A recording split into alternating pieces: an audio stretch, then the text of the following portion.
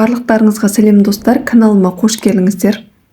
Бүгін сіздерге өте дәмді мерекелік дастарханға арналған салаттың жасалу жолын ұсынамын. Оңай жасалады, жылдам дайындалады. Дәмі тіл үйіретін, әдемілігімен таң қалдыратын салатты сіздер жасап көріңіз.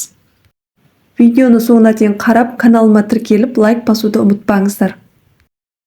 Ең алдымен ыдысымызға ұсақтап туралған етті саламыз. Ұзынша етіп туралған қара өртті саламыз. Ұсақтап туралған жаңғақты саламыз. Ұсақтап туралған ірімшікті саламыз.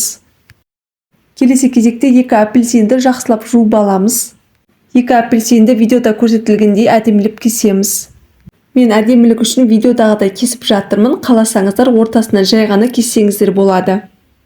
Мінекей апельсиндерді кесіп дайындап алдым. Менің каналымда басқа да салаттардың жасалу жолдары бар, қарап көріңіздер.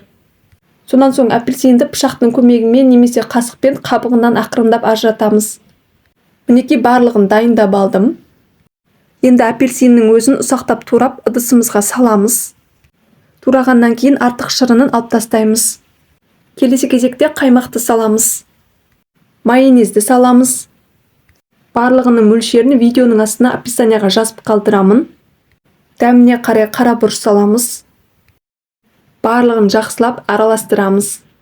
Менің каналыма тіркелмеген болсаңыздар тіркеліп қойыңыздар, алда бұйырса көптеген тағамдардың жасалу жолдарын салатын боламын. Дайын болған салатты апельсиннің қабығына әдемілеп саламыз. Салатты салып жатқанда үстерінен баспаймыз. Өте дәмді дастарханның сәнін ашатын салатымыз дайын. Оңай жасалады, жылдам дайындалады.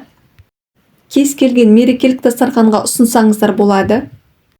Дәмі тіл үйіретін, әдемілігімен таң қалдыратын салатты сіздер жасап көріңіз. Осы видео ұнаса достар, каналыма тіркеліп, лайк басуды ұмытпаңыздар. Сіздермен болған Ақшолпан.